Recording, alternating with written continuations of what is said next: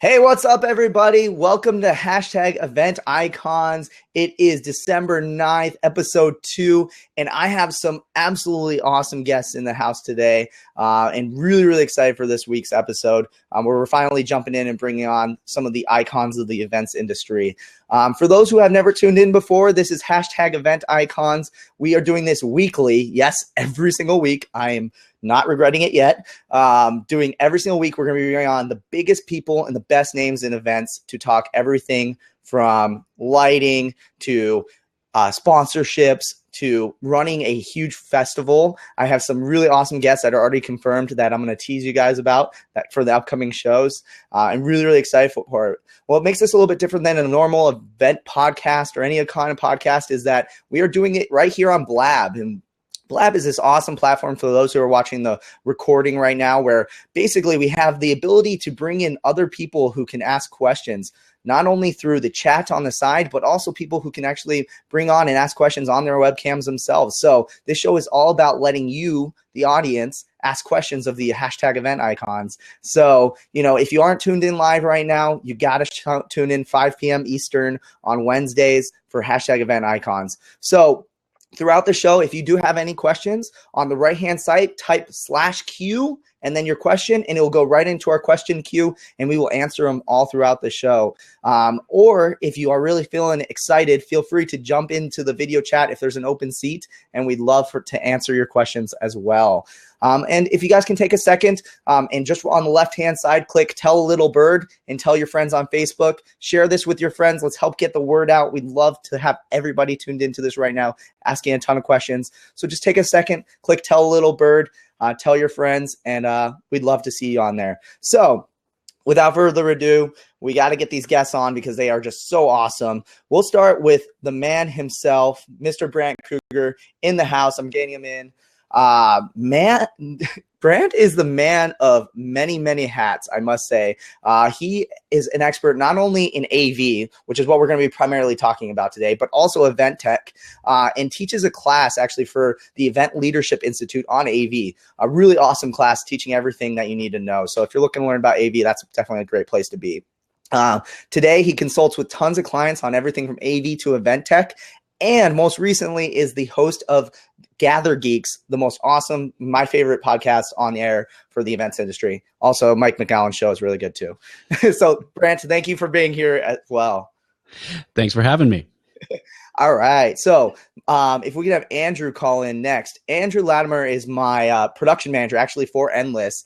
Andrew is he is an AV expert for sure. He takes care of everything from the lighting, the logistics, everything for our company. And actually, he's the one who helped me pioneer a lot of the awesome content that you guys read on the Endless blog today about AV and how to make it easier for planners. And similar to me, Andrew started in high school, grew his knowledge just by doing and being out on shows. So thank you so much for being here, Andrew. My pleasure. Thank you for having me. Awesome. And next up, we have Midori. Midori, if you want to call in real quick. Man, this is just working perfectly. Midori Connolly is what I call her the lady boss of AV. She's got this under control. She's won multiple industry awards and has even been featured in Wired magazine, which is really awesome. So regularly, she's writing about AV and how to make it really easy for planners, which I love. And today she travels the world talking about AV and event tech, and talking about how can we use technology to maximize results at events. So thank you for being here, Midori. Thanks for having me. Awesome. So, we're here. Thank you guys so much for being here. We are all on the Brady Bunch, the AV crew in the house. I just really want to jump into it because I'm always curious when I ask this question for people who have been in the events industry. So going down the line, we'll start with Brant, then we'll go to Andrew and Midori. What got you into the events industry? Sorry, we were having too much fun doing the whole Brady Bunch thing. It was, it's not a really magical story. I came from a theater background, so I graduated from college with a degree in technical theater. So a lot of AV lights and sound, as well as some carpentry skills came out of that, and immediately got into a rental company that rented lights and sound, and mainly for theaters, but some of the people that came there were actually doing corporate meetings. And so when I left that company, I just took a couple of the cards out of that, and then 20 years later, here we are. Awesome. Very cool. Andrew, go ahead. Sure.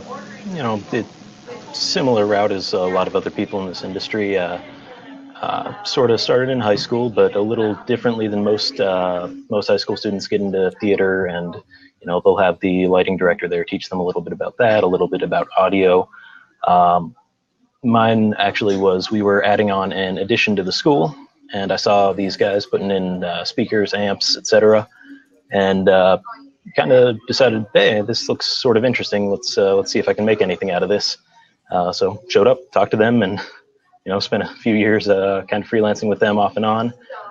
Came to college and took a little bit of a break my freshman year. Just kind of went to events, which I guess that's what college kids are supposed to do, but that wasn't good enough for me. So got back into it and kind of built up a program at ASU where I did my undergraduate and graduate degree. Did events there from 10 people to 10,000 and everywhere in between, and freelance here and there on and off. And upon that, kind of had a blessing of an opportunity to work with Will here. Awesome. A good blessing, not a bad blessing. Awesome. Well, thank you for being here, Andrew. Midori, go ahead. Yeah, always the odd duck. I not from a theater background, although I was in The Sound of Music. Awesome. I was the Baroness. I was on the stage. But my background was a little bit different. I actually just kind of fell into the industry through family. And but what was interesting was I knew nothing about AV. I knew very little about production. And so I came into this industry, I can't believe it was a decade ago, asking every possible question you could ask, right? So, when I teach now, I tell people, I've asked every dumb question there is, so you should feel totally comfortable asking me anything, because that's how I learned. I would ask our technicians, well, why is that light on now? And what does that button do? And why is there a joystick on this piece of equipment and not that one? And, it just really was an adventure for me. I never set out thinking I would teach other people about it, but I just sort of explored it. And so 10 years later, after learning how to manage crews and put shows together, I'm now able to share that knowledge. So it's been a real gift. But really, I do have a high tech background. I worked in the tech industry starting around the age of 19, and it was for adult and adolescent learners. So I learned how to deploy technology for adult learners. So there is some connection there, but as far as AV goes, it's just sort of seat of your pants, learn as you go. Totally. So, I mean, I love that, because I think, everyone thinks that as AV, like there was all of a sudden everyone knew what we were doing before we got into it. And don't realize that a lot of people, the way you learned was just by going out and doing, right? That you had to make the mistake of, hey, that VGA cable can't run more than 100 feet. Those technical things for sure. So really, really awesome. I'm really, really excited because I love when people kind of like stumble upon the industry that they've been in, because especially on the events industry, I don't think there's anyone who's ever said, I'm going to go in events and then ends up in events. It's always been, I was going to do something else. So I love that very much so. So the question I kind of have for you guys, I'm already starting to throw curveballs based on what my questions are. And so for Brant and Andrew, you guys both, had that theater background. How much do you think your theater background came into making events awesome? Like, did you end up using any of your knowledge from theater in order to create those awesome experiences? Why don't you go ahead, Andrew? Sure. I think it definitely played into giving a foundation to build upon. There was a lot of very practical color theory, lighting design, set design, basic carpentry that really has just come in handy at various times. As I've kind of matured in the industry, gone different directions, and it was nice because it built a wide base to kind of go up from. So we had the audio, we had the lighting, we had video sometimes, set, a little bit of everything. So, unlike just jumping in and saying, I want to be a sound guy, it kind of gave me the platform to have that breadth and then add the depth to it. Awesome. Yeah, I mean, I think it's like you said, it's a sound base. It gives you the basic skills, but the fact of the matter is, especially in corporate meetings and events, the similarities are getting to be more and more and more. I mean, we talk about things as being spectacles, as being events, as being experiences. Everybody's talking experiential now, so it very much translates. We're going to do this thing. The only difference is, in a theater that might have like a limited run where you're only going to do spend all this time leading up to something that lasts for a week. In events, you spend all this time leading up to it and you do it once and you only have one shot at it. So it's, if anything, it's a more concentrated version of what you learn in doing theater. Totally. That totally makes sense. Yeah. And I was going to say that, I think one of the big things when it comes to the theatrics portion as well for us on the AV side as well is that the technology that we are using is the same stuff that they're using in theaters. If anything, it's always exciting when you, so for example, I took a lighting design class that was theatrically based in college. And it was really funny when I already knew things about, like, for example, automated lighting and, all these great things like really awesome technologies. And they were like, we would really love to use that sort of stuff. They're really excited when they get to use like one of those lights where we're getting to play with them all the time. So it's really, really cool how much they kind of, yeah, like Brad was talking about, it's blurring together on the spectacle side for sure.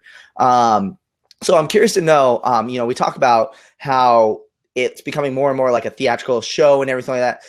How do you guys feel like event technology is affecting the event space? Do you guys feel like it is benefiting it in a positive way? Or do you guys feel like there are some ways where technology is too much?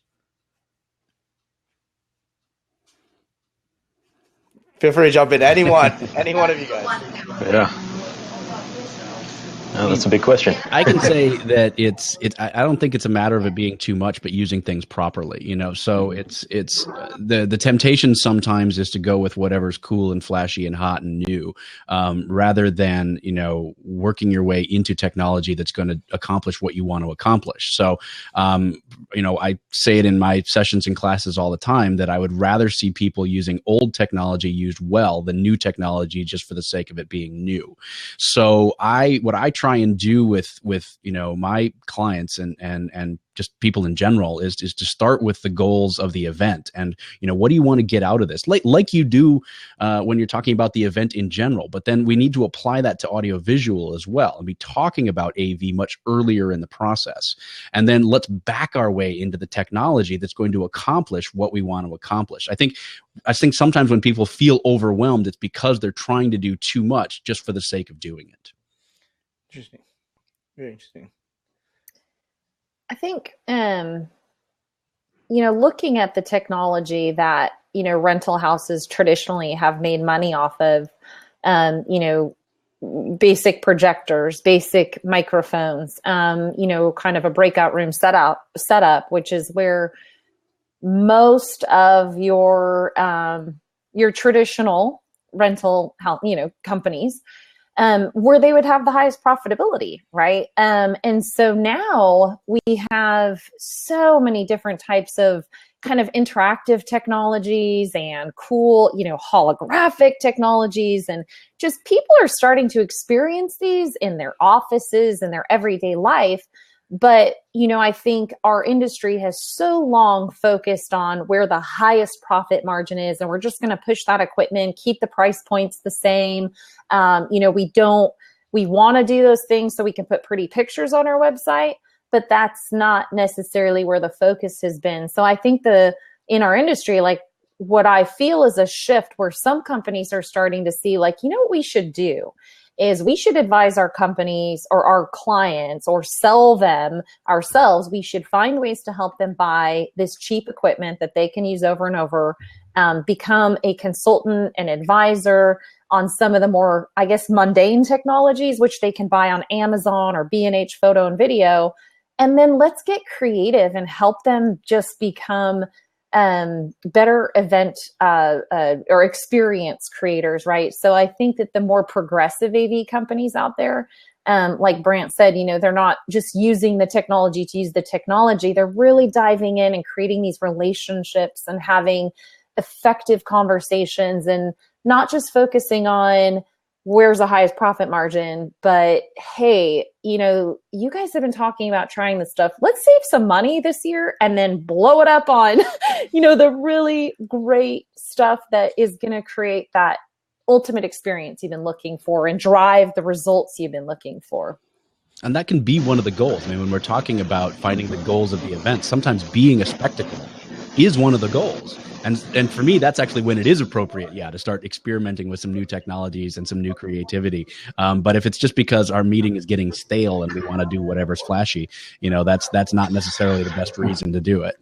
But if it's part of being a spectacle, then absolutely, let's make it a spectacle.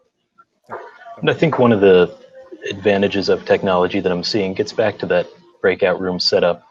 There are companies that still want to push that high margin, get it in, get it out. But technology is starting to adapt to that too now, where you're able to get a better end product in your breakout rooms with some of the small format digital consoles, and just get a little higher quality there. And some of the costs are to the point where, depending on where you're willing to look at a vendor, you can get into that pretty accessibly.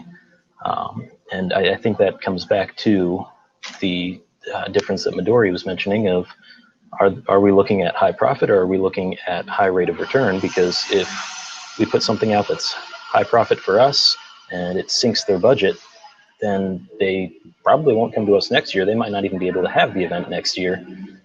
Let's do something that enables their financial success. Hopefully it does the same for us as a company, but we want the event to come back over and over so that it creates a long-standing relationship where we can get into, hey, we've built this up. Let's blow it up now. That's a solid point. I think one important thing that you guys were all talking about was the relationship point. And someone asked me recently, I forget where it was, but they said, what sort of things can someone do to strengthen their relationship with an AV provider?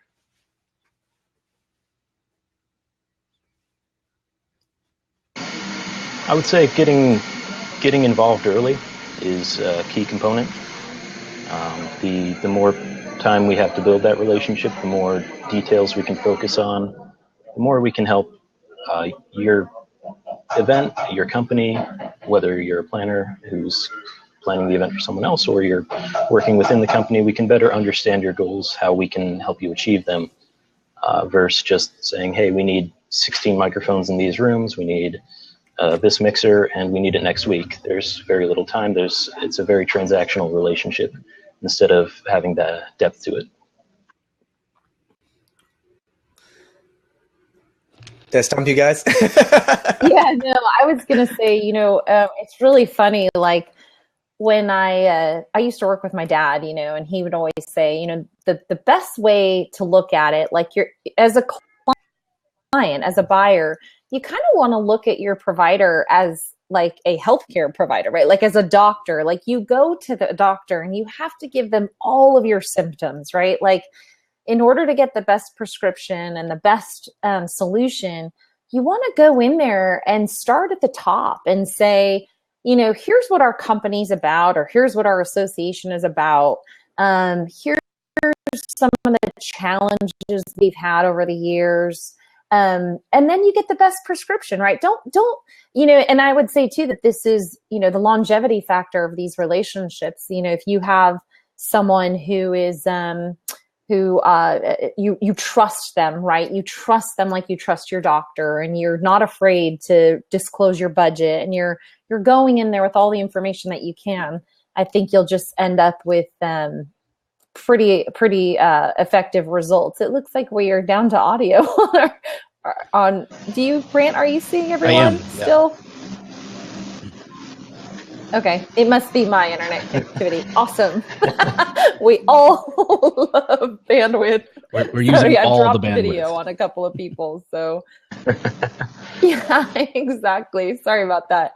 Got a little distracted. But anyways, I just think that, if you look at the relationship that way, that's really a great way to get the most out of it. Don't be afraid to just share all of the information that you can.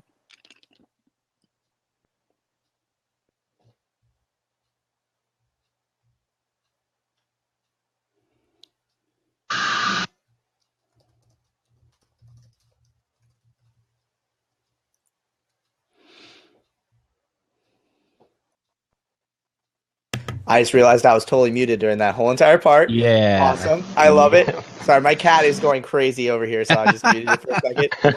So you guys got to see what I was like talking. I was like, why isn't anyone responding to me? I was saying if we do lose you, just go ahead and you can refresh. Sometimes works. And we'll get you back in if necessary. So go ahead, Brent. Yeah, I was just going to add to that, make it a conversation. It's just like Midori was saying about the doctor's office, right? You need to have it be a two-way conversation, bring everything to the table. And to expand on what Andrew was saying as well, if you're just coming and saying, we need this, this, this, and this, that's not going to be the same kind of relationship that you get instead of saying, okay, this is the type of show that we have. This is what we've done traditionally in the past. What do you guys think, we should do? That's a very different conversation. And then again, touching on what I said earlier, just starting that conversation much earlier in the process. All of those things are going to combine to making it a true partnership instead of just taking orders and getting what you think you might need based on whatever the equipment list was last year. Yeah. That's awesome. You guys, I think that was what I was going to say as well. I think that as an AV company, it's huge to get in earlier in the process because, a lot of times too, I think when, you go in an AV company, you think that they're only specializing in one thing and that's AV, but really because we all three of us, even though we're tech and AV people, we know so much more about events. We've seen what food layouts work, what you need to do, what venues work, what they don't work, and what's like working on the back end with a lot of things. So I think that's definitely really, really huge. So one thing I was going to talk about, I know Andrew kind of made this a point a long time ago. And I always recommend this to clients too, is that remember that your AV people are human too. They like to eat. They they like compliments. If you really there's it's really easy. I think sometimes for AV people, I think, I'm wearing a bright lime green shirt, so I'm kind of the anti-AV person apparently right now. But, usually they're all wearing all black. And they like to stay in the background. They like to be quiet and just get their job done. Yeah.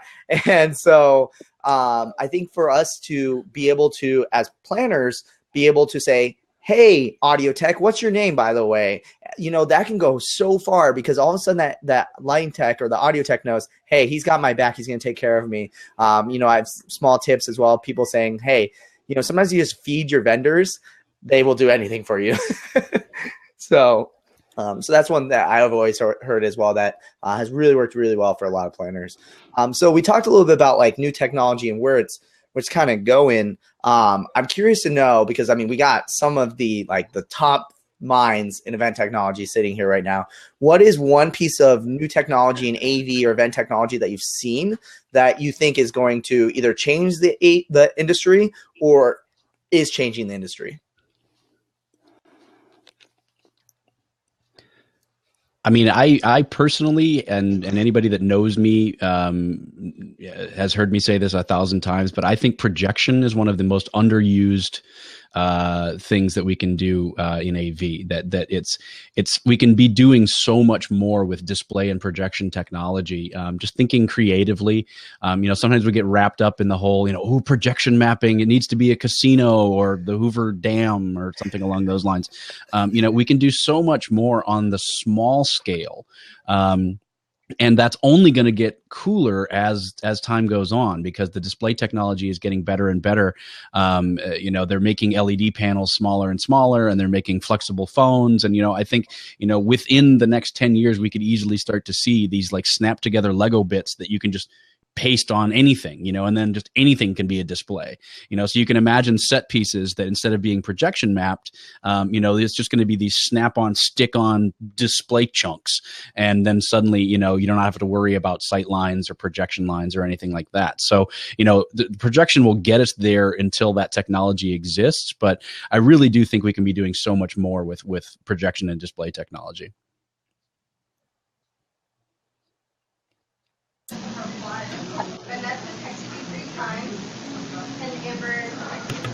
Go ahead.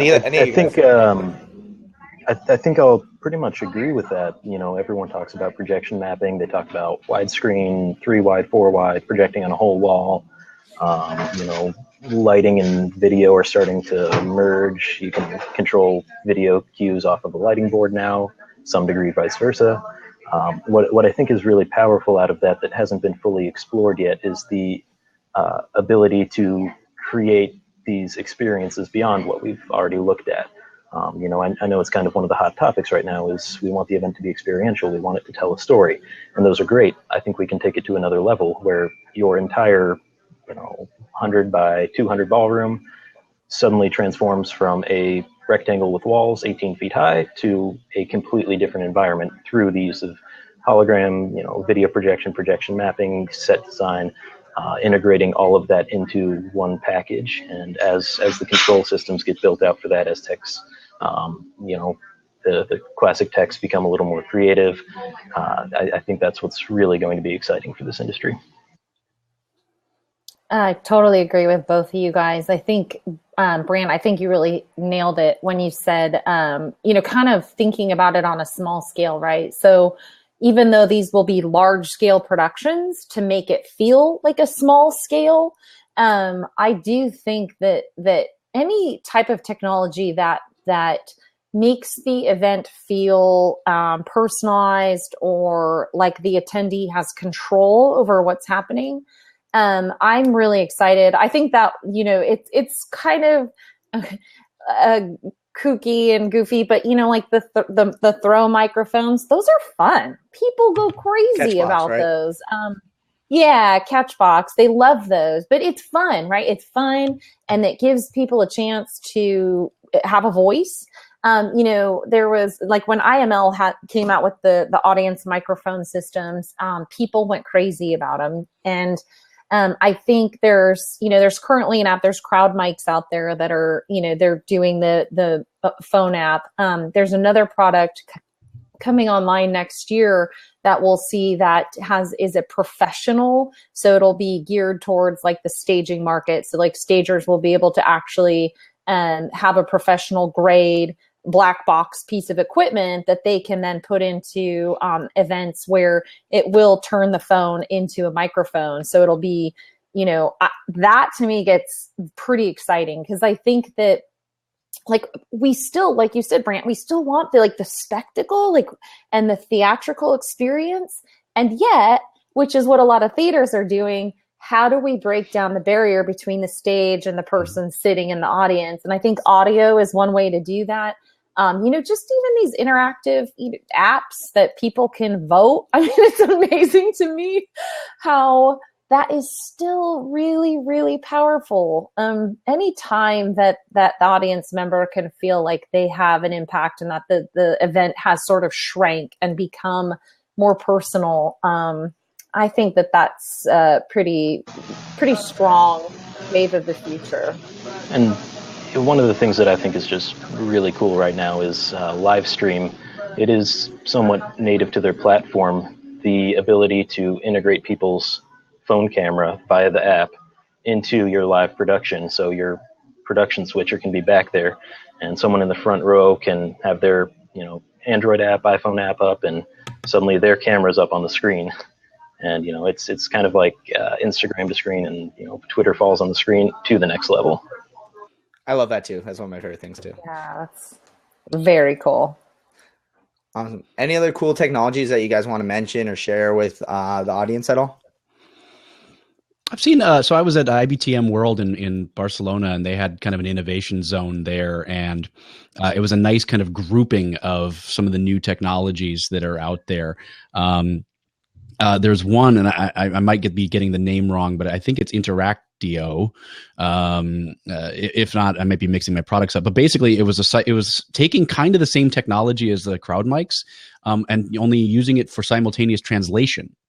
So the person as the attendee could just pop in their regular headphones into their smartphone, click on the app, and then they would get an instant, or slightly delayed feed of an instant translation of the event. And then the only equipment that was required was the app on the phone, and then a laptop and a microphone. So very much reducing the amount of technology again needed. You think about some of these groups where we're bringing in translators and we're setting up a little booth and we have to run audio to them and there's microphones and we're having to separate all those feeds. So from an AV standpoint, taking all of that out of the mix, and literally you just have each one of your translators on a different laptop. And then as the audience member, I could just go, I want the English feed or the Chinese feed or the, whatever the different languages that you want of your attendees. So that I think was really a pretty impressive piece of technology. And I'll just leave it at that. I was gonna say, did it go through the laptop to like a third offsite place where they translated it, or was it all on site? No, the people were on site. So I'm sure it had to hit something in the cloud in between. If I remember right, they weren't able to do a closed loop, but the person would be on the laptop listening, live in the room. They'd be just speaking into basically a USB microphone or a headset or whatever. That would go out, hit their servers, and then come back down to the app. Oh, I would totally appreciate. I've been to so many international events now where I need translators. I would love that completely. I saw that. I actually saw it, and I just completed a project where we had, 2 languages, simultaneous translation with conference calling, English and Chinese. It was just a nightmare.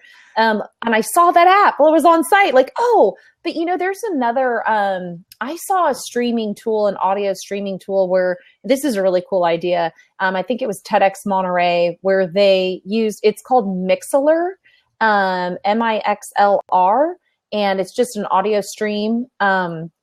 But what they did was, so they had the live stream, but instead of listening to the audio feed while you were watching, you chose your language you wanted to watch.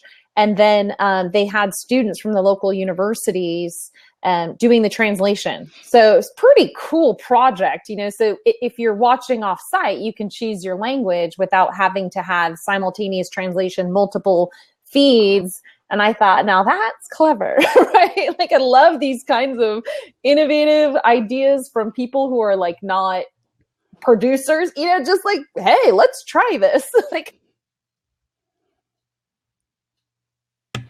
yeah, I love it. I love it. I think that, that gets to a point. Definitely, how can we leverage technology to increase interactivity at events? And I've been at so many events where, you have translators, you can barely understand what they're saying or whatever it is. It definitely decreases my interaction as an attendee at an event. I will be less engaged. I'll be less likely to go to sessions. So, in itself, something like that just completely increases the engagement for sure. Any other cool technologies you guys want to share? Nope. Well, I think, when we were talking about the projection stuff, I mean, literally sometimes on the small scale, some of the stuff that Disney's doing with like cake mapping and things like that, where, we're not even talking stage sets. We're taking it down to things that could just be at the reception out front. Things like that, where again, we're just trying to think creatively. Or I don't know if you guys saw the patents on it, but it's another Disney. Like, Disney's really good at taking out of the box technology, like basically off the shelf technology, and doing amazingly cool stuff. Going back to like the grinning ghosts, that's kind of the first projection mapping, was that grinning ghosts effect. Mm-hmm. And that was all off the shelf technology. It just took somebody putting it together. But now, so they applied for a patent for drone pixels. So basically, they're micro drones that each have a red, blue, and green LED on it. And so you can fly them into any configuration, and then you can make it a display. So you can imagine this floating display in the sky that suddenly can just break apart, fly in formation, come back together again. I mean, none of that technology is that weird. Like, all of that exists right now. And so it's just a matter of somebody, having the initiative to put it together and make it go. Awesome. So cool. So cool. I'm gonna definitely include a link to all those that are tuning in after. We'll have a show links and broadcast and links and everything like that up on our blog. So we'll find videos of that and some cool articles on that, because I'm sure that that is something I'm gonna be looking at for sure right after this. So we're about like the halfway mark right now. So I just want to remind everybody who's tuned in right now, be sure to click Tell a Little Bird on the left-hand side. Tell your fans on Facebook to tune in. And also, if you guys have any questions at all, type /Q in the chat, or just ask a question in the chat pane. We'd love to answer your questions. That's what we're here for.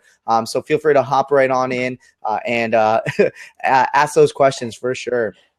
So yeah, definitely tune on in and get your questions in for sure. Brand didn't like his spot, so he moved around. Oh, he got moved back into the top. I tried to open TweetDeck, and it opened up in the same tab. Awesome, cool. So yeah, ask those questions in the chat pane. Sorry if you guys aren't tuned in right now live. That's why you're gonna have to be here live so you can ask those questions. So a question that I have for you guys, and I'm curious your thoughts on it, is a lot of times planners, I saw this even on I think Quora, as a question was, why is AV so expensive? As a question. And I'm curious to know why, because obviously it's not that expensive and comparatively, right? But why do you think that people say that? Well, it is expensive. I mean, it is, right? I mean, it's technology. I mean, if you do a breakdown sometimes in Brant, you probably do this in your classes where you do a breakdown of the cost to buy a professional grade projector. And, you know, you're looking sometimes at tens of thousands of dollars, sometimes 10,000. But it's not just the purchase of that equipment. It's the maintenance and, upgrade the maintaining lamps, so making sure that equipment, which is professional grade equipment, right? We're not talking about a breakout projector or, we're talking about equipment that is built to last and not fail at mission critical moments. So it is expensive to buy. And if you do a breakdown, you build in a profit margin because it's a business. You build in, theft, insurance. I mean, really it's a business. So, and those margins have actually shrunk. I mean, I was talking to someone recently who'd been in the business a while, and, they said it used to be, you'd take the price and then spread it out over, 15 rentals or something like that to recoup the cost. And now that has gotten lower and lower and lower. So you're needing more and more events to cover that cost. So whatever the percentages were, I mean, it's roughly half of what it used to be, 10, 15 years ago. The question that I get, I think, a little bit more often is, how do I know if it's costing too much? Which I think is where that question might be coming from, of, not necessarily why does it cost so much, but how do I know? And that's a trickier, a little more difficult one to answer, because obviously, as you guys know, it varies so wildly, city to city, country to country, even venue to venue within the same city. So it can be really difficult to answer. People say, well, what's a good cost for a projector and a video and two projectors, two displays, and a small sound system? I don't know. I can't answer that question, because it could be, $1,000, or it could be, $30,000, depending on where you're at. So I think that's where, again, the education and all of the people on this call I know feel this way. We're just educating, the consumers as far as what this stuff is and what it does and whether or not you need it is what's going to go a long way towards making people feel better about the AV choices that they make, or the conversation that they're having with their AV companies. I actually, one of my favorite stories, one of my clients, I just love her so much, and we've worked together for several years now. And she was working on a gala event. She's a conference planner, and she's working on a gala event, volunteer thing. And she came to me and she's like, "Midori, I got this estimate, and I don't know, the pricing seems high. Can you look at it? I don't know."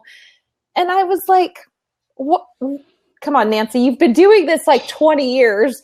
And she goes, I know, but it's not a conference. And I was like, look, here's what I want you to do. I want you to take your 20 years of pricing, your 20 years of proposals and final bills, and I want you to go line item by line item. You know what a microphone is. You know what it looks like in your past billings and in the proposal. And then we're going to go side by side, and you're going to compare the line item cost, right? The base rental cost. And it was really interesting because she's like, I cannot believe I didn't think of that.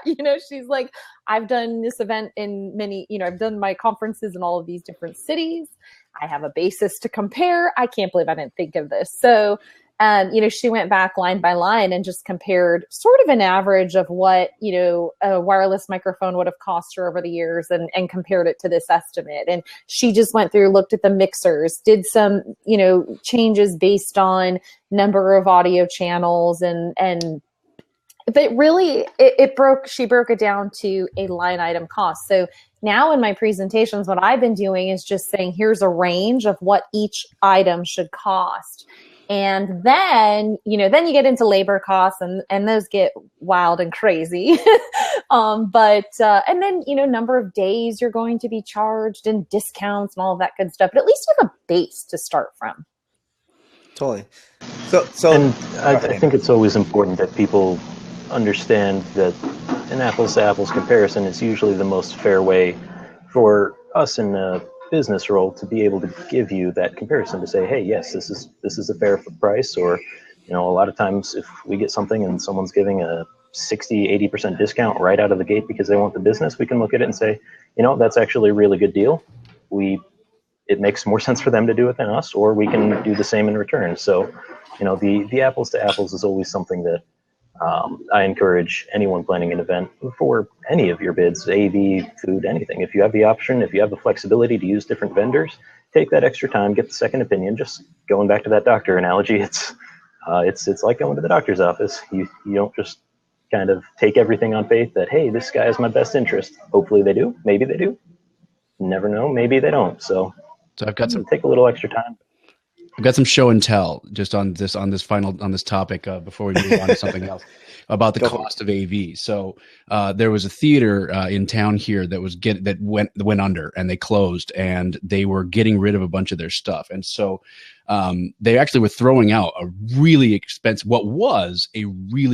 projector it's only about 10 years old. But you think about how far the technology has come in 10 years. And so they were throwing out.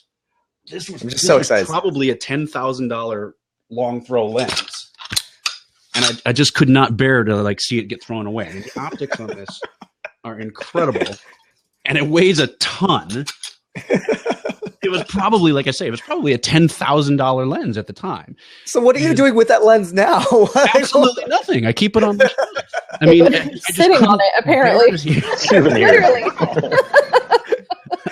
I just couldn't bear to throw it away because it was just this beautiful lens that has been probably constructed somewhere. I don't know, whatever.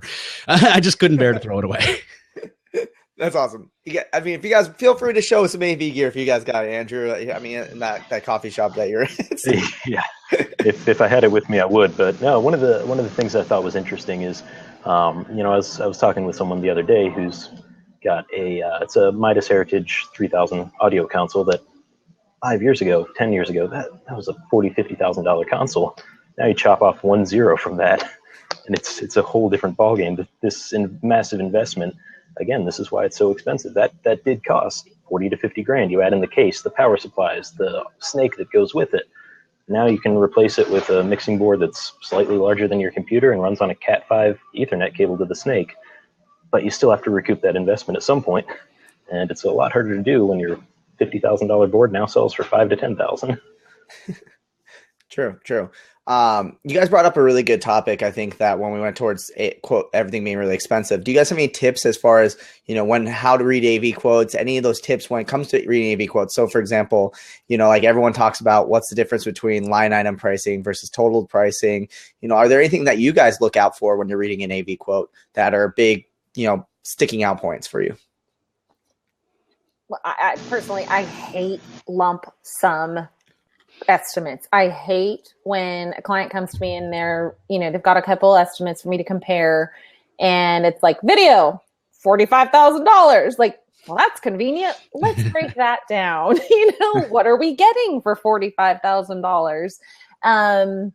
I definitely think, as I mentioned before, being able to look line by line, and the language can become a little bit cryptic, right? Because there's the inventory systems abbreviate everything. And it's like, well, I don't know if this brand is better than that brand.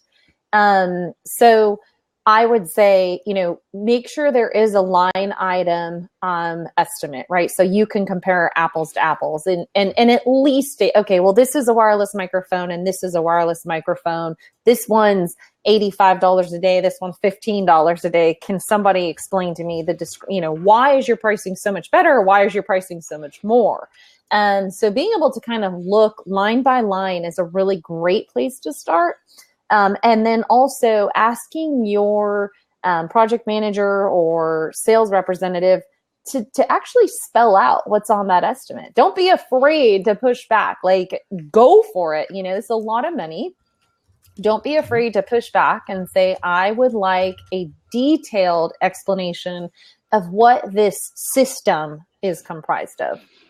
I think, like a lot of things, the truth lies somewhere in the middle. Like, I'm also not a fan of lump sum estimates, but at the same time, it drives me nuts when you're looking at a bid and it's basically the pick list for the warehouse, right? I mean, there should be something in between, because I think a lot of times when people's eyes glaze over, it's because, they don't need to know how many extension cords you're going to bring. They don't need to know how many safety cables you're going to bring, how many tri-taps, how many rolls of tape, and unfortunately, a lot of AV companies, their inventory system is tied to their bidding system.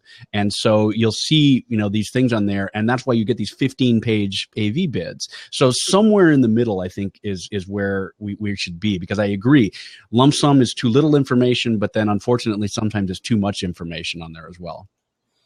So from a very operational standpoint, any company that's using an inventory system, and hopefully all of yours are, they all have the ability to add a note line. So while it's frustrating to get something that says sound system for 1,000 people, because what someone defines as 1,000 could be 2 speakers on sticks cranked up really loud, and someone could be putting a 16-box line array in. So, if you just ask them to add the note ahead of what they're providing, it gives kind of a good balance. Maybe they are going to list that they're bringing 112 6-foot XLR cables, but you can then see that it's 12-box line array, 4 delays, 6 in-ear monitors, and a couple floor monitors. Great. Now I understand that, and I can probably match those up against something that says for QSC K12 monitors. So that's a very easy way to kind of meet the middle and not ask too much of an AV company who's putting in a bid for you. I think if you're spending, in some cases, $100,000, $200,000, $50,000, that's a lot of money. There's no reason why we shouldn't spend an hour going through and doing a descriptive bid on top of a line-by-line estimate, right?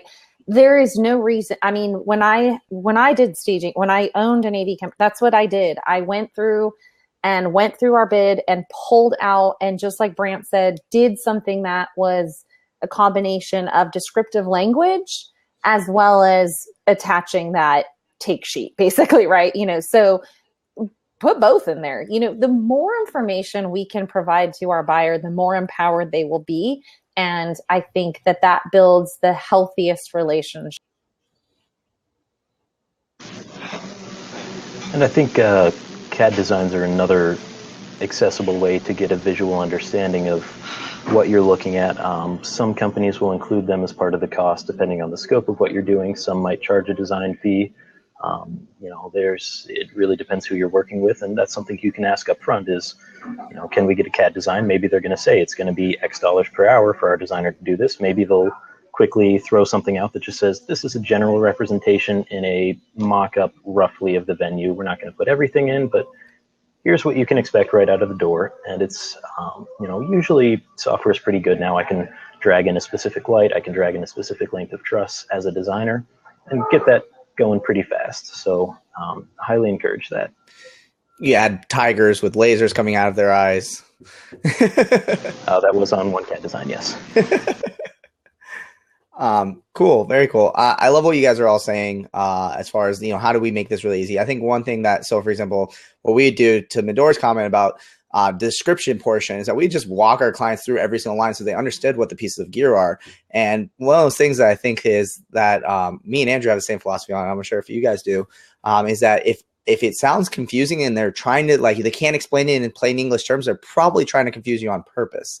So, ask the time, ask questions. And, I think there's a really, really, a good AV company should be willing to help you out and be your aid rather than your, like, an opposing side. I guess while we're kind of wrapping up, we got about 10 minutes left, and I want to make sure that we leave some time for questions for the audience. So audience, if you guys have any questions at all, feel free to push them in the side panel. Ask us. You guys have some awesome experts in the house right now that can answer pretty much anything you guys have about pretty much anything, including, I'll tell you, even the size of my shoe if you want to know. But the last question that I kind of have for you guys is, what would you say is your go-to tip for making the planning process of events in general? So not just AV, but in general, what's a tip that you guys have for making the planning process easier?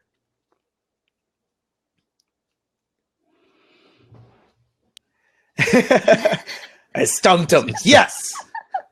It's the lull. We're all too polite. Nobody wants to go first. I know. I always think Brant's going to talk, so I'm like waiting. And you keep going first. I feel bad. We're like pushing you, the penguin, into the water. It's because he's up there. I'll go ahead and jump in. I think, and Andrew already kind of mentioned this, when you are going through the bidding process, actually even the contracting process, first of all, when you're choosing your venue, make sure that you carefully read through your contracts for any production stipulations, and make sure that you have the flexibility to either use the in-house or at least be able to go out and receive multiple bids on your projects. Because, who goes out and buys, a widescreen TV even for their home without shopping maybe 3 different brands or 3 different models of the same brand? So make sure you're doing your comparison shopping.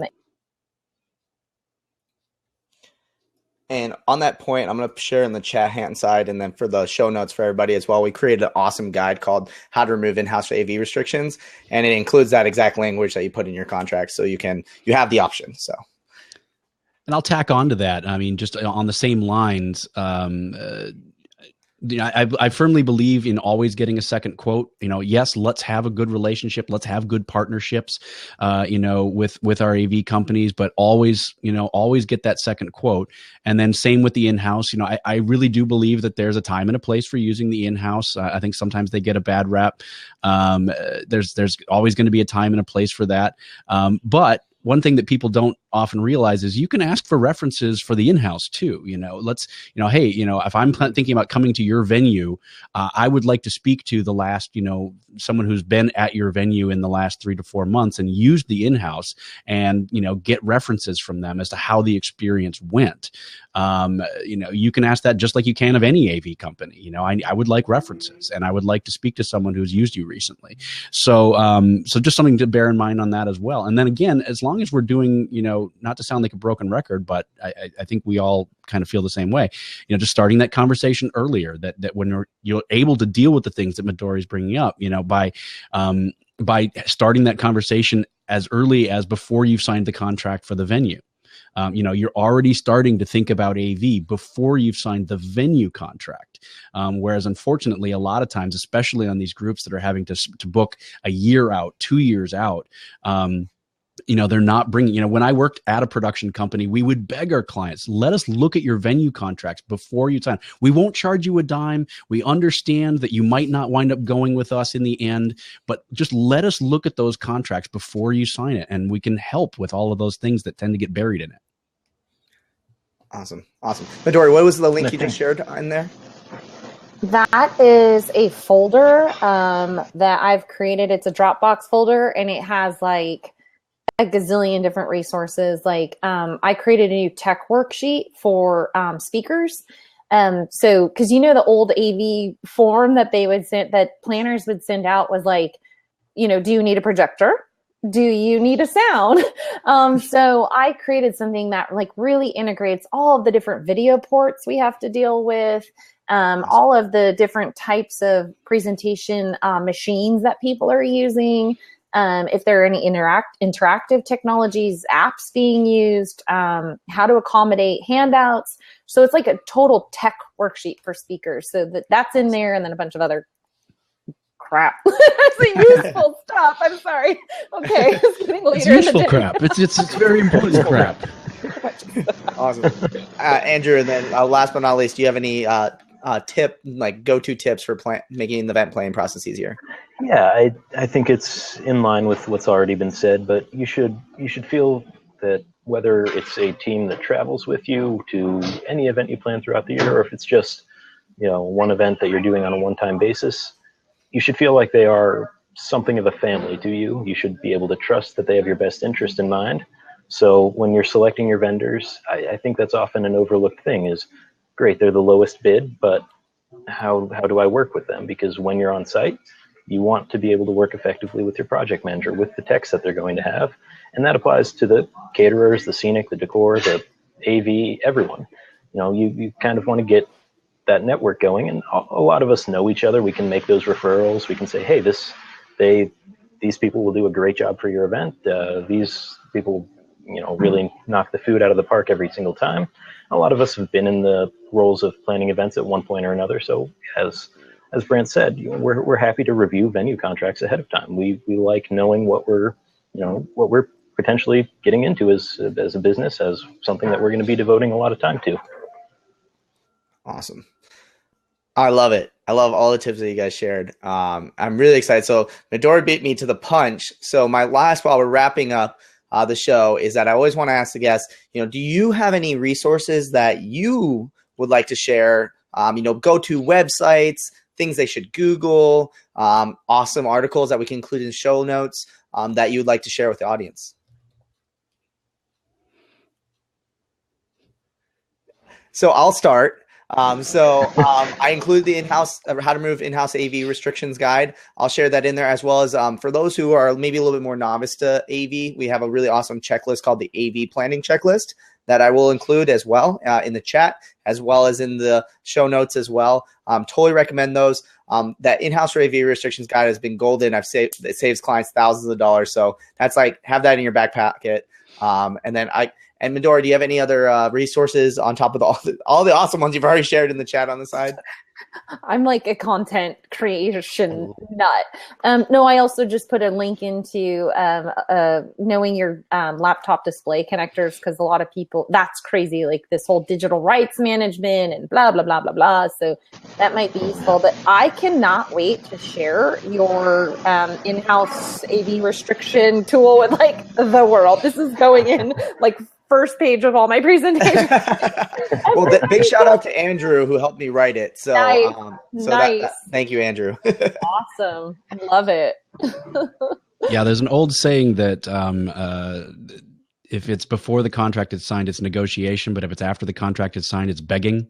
that kind of falls under that. But yeah, if you've already signed the contract that says, I'm not going to use, I have to use the in-house and stuff like that, that can be tough. But if it's before the contract's signed, that's, anything can be negotiated if you're willing to walk away. Absolutely. Any resources do you want to mention? Can you mention the class that you do at ELI? Yeah, sure thing. So for a while now, I've been teaching kind of an AV 101 class at the Event Leadership Institute, and it's designed and geared towards planners. So it's not for someone who wants to be getting into AV. It's designed for meeting and event planners who want to know more about AV. And we actually just expanded it to a 5-week class, just a couple hours a week, easy to do online. So event people are busy people. So we wanted to make it something that was easy for folks to do. So yeah, I dropped the link in there in the chat. And then just my regular website, which is just brantkruger.com.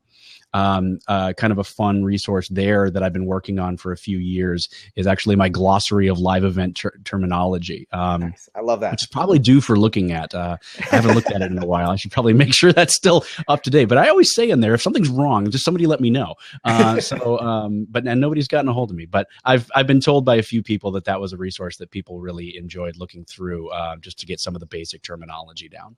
Awesome. Andrew, any cool resources or go-to websites other than the Endless blog? I was going to say most of them I got to refer to everything over in the sidebar here where it's good. No, I think there's a lot of good content out there. We have some excellent content in the sidebar already. One of the things that I do like to share is the Event Safety Alliance. I think makes a great safety guide because that's becoming a little more topical every day, even in a more corporate setting. It kind of came out of the collapse at the Indianapolis State Fair a few years back, but more and more the lines are starting to blur as the corporate shows get into more theatrics and more of a produced experience. And it does cover the full gamut. It's not just staging, it's not just lighting and sound safety. So I'll drop that over in the sidebar here. Nope, no, that's the link to this broadcast. I'll do that in a minute. Awesome. And then I think there's value to be learned in knowing what the people that you're working with are reading and what they're experiencing. So if you have the time to look at some of the magazines like PLSN, Front of House, FOHonline.com, there's just kind of value to glossing through those real quickly. There's a lot of great products coming out that you don't have to be an AV expert to understand that, hey, this is a really cool product. Half the time, that's all I'm doing is scrolling through and saying, wow, that produced a really cool visual effect. You can go and say, hey, I want to create this effect at the event. How do I do that? So highly encourage that, and I'll drop those in the sidebar here in just a second as well. Awesome. I love all the resources that you guys have shared for sure. And I'm gonna, some of them I haven't seen Midori's stuff. I'm going to go check that out and gloss all over that really, really soon. So I'm super excited for that. To wrap up, we want people to be, I know you guys, the reason why you guys got on the show is because you guys are so awesome. You're so willing to participate and be part of the conversation. Where can people find you to ask questions, to, explore more with you guys as well? What's your guys' Twitter, Facebook, all that jazz. So I'll start with Brant. Sure. It's at Brant Kruger, BrandtKrueger. I'm that on pretty much all the social networks. That's the advantage of having kind of a weird name. So at Brant Kruger on Twitter, also on Facebook and Google+. And then I'm just at brantkruger.com or eventleadershipinstitute.com. Awesome. I am also person of weird name. It's so great for Google search. Sure. So Midori Connolly, you just look up my name, easy to find me. Twitter is AV Girl Midori, and it's avgirlproductions.com. So I love talking tech, all day long. So always invite conversation. And as I said at the beginning of the show, all dumb questions have been asked by moi. So I welcome you to bring them to me, and you never have to feel bashful about asking anything. I agree wholeheartedly. I have heard every question, and every time somebody goes, I have a stupid question, I guarantee I've heard it before. It's absolutely, yeah. I guarantee I've asked it before. So it's absolutely, I agree completely. Awesome. And mine is at Andrew_Latimer on Twitter. Facebook is search my name. You'll see a picture of me standing next to my truck. I'm one of not very many with my name, so easy to find me there. LinkedIn, I'm open to any platforms that you want to ask questions on. I love talking tech. I love talking bids and contracts. So by all means, feel free to just give a shout out through any of those, or old school email or phone still works. As much as that seems less and less every day, but Andrew.Latimer at helloendless.com, or I think our phone numbers are on our website as well. Yep. Awesome. So for all of you guys who are interested in tuning into future episodes, or if you want to catch the recording of this, if you aren't on the Blab platform, you can always head over to our blog at helloendless, HELLOENDLESS.com. And to get to the blog, just do helloendless.com/blog. And yeah, check out our website. All of our contact information is on there. Likewise, I'm on Twitter. I'm one of the few people who apparently has another doppelganger with Will Curran. So my Twitter is Will Curran, ITS Will Curran. And I'm on LinkedIn, Facebook, everything like that. So feel free to reach out to me if you have any questions, or if you want to get on the show, or if you want to just know more about the show. I want to thank you guys so much for coming on the show and talking and sharing some really insightful information for all those who are planning events and everything like that. And, definitely everyone will have to, for sure, tune in next week. Next week, we have a really awesome set of guests on deck. We have Liz King from Texie Talk, Sean Holiday from Crowd Mics, which we talked a little bit about them during the show. So if you want to learn more about Crowd Mics, and Laura Lopez of Social Tables. And we're going to be talking event tech and, how do we actually use it for engaging audiences at our events for sure. So thank you guys, all three of you, for showing up for the hashtag event icons. And we'll definitely have to stay in touch, and we'll catch you guys on the next one. All right. Thanks for having us here. You're welcome. Thank you, Andrew.